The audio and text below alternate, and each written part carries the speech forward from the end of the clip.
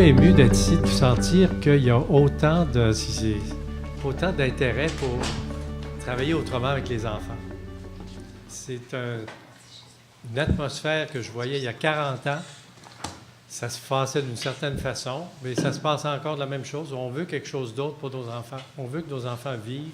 On veut qu'ils vivent pleinement. Ce sont des personnes.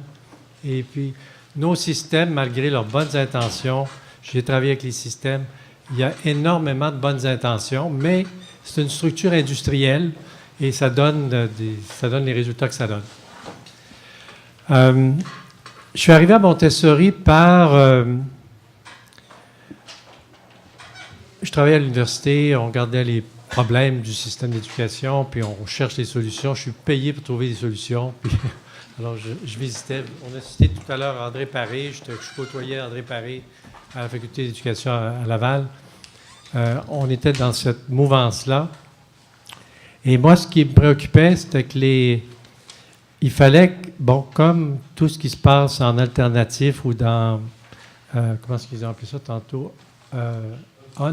Unschooling. Je voulais absolument que l'enfant soit partie prenante au processus d'apprentissage.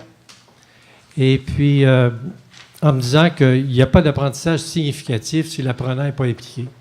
On a beau l'apprendre et le répéter par mémoire, si on n'est pas impliqué, bien, ça passe. On l'oublie. Alors, le vrai apprentissage, il se passe quand on est engagé.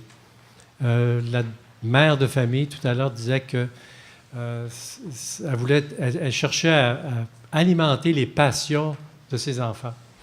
Alors, il faut avoir un milieu qui permet de s'engager dans ce qui nous intéresse. J'avais fait des études sur la concentration. Ce qui m'avait intéressé d'abord, c'était que chez les créateurs ou les créatrices, là, il y a une immense concentration pendant le processus. Puis j'ai fait une thèse de doctorat sur ce qui se passait chez les enfants. Est-ce qu'on peut avoir la même concentration chez les enfants? Puis bien sûr, oui, on peut l'avoir. La finalité n'est pas nécessairement la même, là, mais il y a une grande concentration. Est-ce qu'on peut à l'école reproduire ça?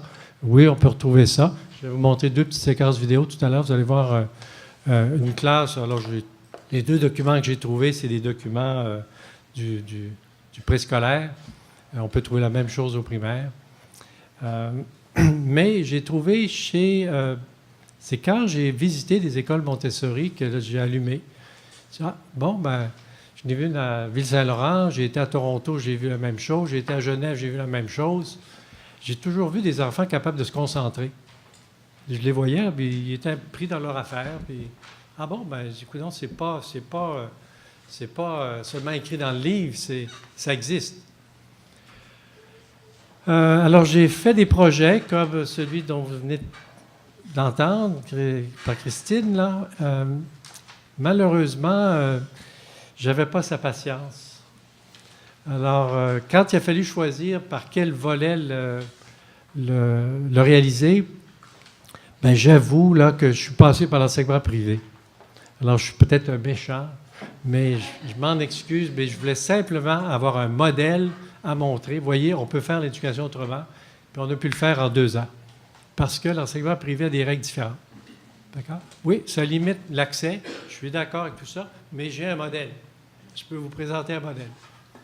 Il y en a des publics maintenant, il y a beaucoup d'États qui font des écoles publiques Montessori, ça existe. Ce n'est pas une question de privé ou de public, c'est une question de pédagogie, c'est une façon de travailler avec les enfants.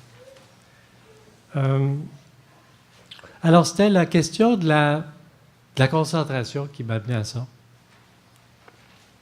Et puis, chez Maria Montessori, c'est le point, j'appelle ça le point d'orgue, c'est ce qu'il a démarré, elle, en 1907. C'est qu'elle a eu des enfants avec elle. On lui avait confié un groupe d'enfants dans un HLM, milieu défavorisé à Rome. On lui a donné les enfants, là, occupe-les parce que dans l'escalier, ils brisent tout l'édifice. Et puis, avec l'expérience qu'elle avait antérieurement, elle a fait des choses peut-être autrement. Mais elle a eu assez vite un groupe d'enfants, à peu près plus que 30, là, milieu défavorisé, parents analphabètes, là, tout le truc, là, qui étaient concentrés et puis qui faisaient des trucs renversants, puis qui ont appris à lire avant 6 heures, puis bon. Alors elle, ça s'est dit, mais qu'est-ce qui se passe? C'est pas normal. C'est pas normal. Puis quand elle lisait sa littérature, elle voyait que, par exemple, vous connaissez l'auteur, peut-être l'auteur russe, le Tolstoï. Tolstoï avait ouvert une école, puis il y avait eu ce genre de comportement-là de ses enfants. De Crowley, d'anciens aussi, qui avait eu ce genre de comportement-là, mais il avait dit, c'est un épiphénomène, c'est quelque chose qui arrive, puis ça passe. Elle a dit, non, non, non, non, ça c'est l'enfant normal. Et je vais essayer de reproduire les conditions pour que ça soit tout le temps comme ça. L'enfant normal, il est paisible, il est respectueux des autres, il est engagé dans ce qu'il fait, il est intelligent, il est... Bon, je vais vous en montrer, là, vous allez voir. C'est un milieu que je vais vous montrer, c'est un milieu défavorisé de Paris. On voit des enfants de 3-6 là, qui sont ensemble, ils font des choses. Ben, ils font, vous allez les voir, ils sont heureux, ils se parlent entre eux, ils font toutes sortes de choses. Et puis, ça fonctionne. Alors, elle, c'est ce qui l'a parti. La première chose qu'il a dit, c'est le fait qu'on peut les avoir concentrés, engagés dans ce qu'ils font comme ça, passionnés comme la mère de famille nous parlait tout à l'heure. Elle voulait que son enfant puisse s'engager dans des choses. Oui, et eux autres, ils l'étaient. Après ça, elle s'est dit, comment ça? Comment est-ce qu'ils font? Alors, tout son travail ensuite, c'est comment faire pour arriver à ça? Alors, le fond de l'affaire, chez cette dame-là qui avait des études d'anthropologue, c'est justement de ne pas enseigner. Ce n'est pas quelqu'un qui a essayé d'enseigner, c'est quelqu'un qui a essayé de mettre dans un environnement ce qu'il fallait au genre humain pour se développer naturellement. Avec les années, elle a pu voir que, dépendant de l'âge, ce qu'il faut mettre ou l'environnement va être différent. Quand ils sont petits, ils cherchent à développer certaines dimensions de leur personnalité. On pourrait dire à 3-6 ans, là, c'est la personnalité elle-même qui va se développer. Avant 3 ans, ça va être plutôt avoir un esprit. Être capable de... Bon. 6 à 12 ans, ça va être la personnalité sociale. Ils veulent leurs amis, ils veulent être dans le groupe. Vous avez entendu ceux qui nous ont précédés, là. Tout à l'heure, ils se sont retrouvés à la maison.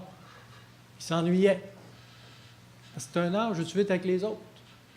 Puis tu veux pouvoir... Bon, après, mais c'est de 6 à 12 ans. Puis là, l'anthropologie moderne le démontre. C'est l'âge pendant lequel tu développes tes habiletés pour... Tu copies la société, tu imites la société. C'est pas le temps de... Si un enfant fait comme un adulte fait, c'est pas le temps de le mettre à l'ouvrage, c'est qu'il fait simplement de l'imitation. D'accord? C'est un âge pour ça. Alors. Et puis à l'adolescence, autre chose. Alors si c'est comme ça, comment on fait pour les laisser apprendre, puis avoir un environnement, c'est-à-dire on sait ce qu'ils vont vouloir. C'est là son génie, c'est le génie de quelqu'un qui dit, bon, ben à tel âge, il faut faire tel genre de choses, puis à tel autre âge, il faut faire tel autre genre de choses, il faut mettre tel genre d'activité de telle façon. Puis, spontanément, ils vont apprendre. Mais moi, je peux vous dire, pour l'avoir fait à Québec pendant 30 ans maintenant, c'est ça qui se passe. Puis pour l'avoir vu ailleurs, c'est ça qui se passe. Si on le fait bien, c'est ça qui va se passer parce que vous répondez à une quête intérieure profonde. Un enfant veut faire ça, il veut grandir. Puis dans son processus pour grandir, bien, il fait certaines choses à certains âges. Il va apprendre, bon, pour être bien simple, là, il y a un âge pour apprendre à parler. Tout le monde apprend à parler des mêmes âges. Il y a un âge pour apprendre à marcher. C'est automatique. Oui, mais il y a un âge pour apprendre à avoir une personnalité, dire oui, non. Il y a un âge pour vivre avec les autres. Bon, si tu alimentes ça, la passion va être là. La concentration chez les enfants, elle est là, mais pas comme chez le créateur pour créer un objet. Elle est là pour grandir. L'enfant va se plonger à lui-même, s'engager dans quelque chose. Vous allez le voir, il va être complètement concentré. Il va répéter des activités, il va travailler avec ses amis quand il est un peu plus vieux pour produire quelque chose. Mais l'effet total, c'est que ça lui permet de grandir.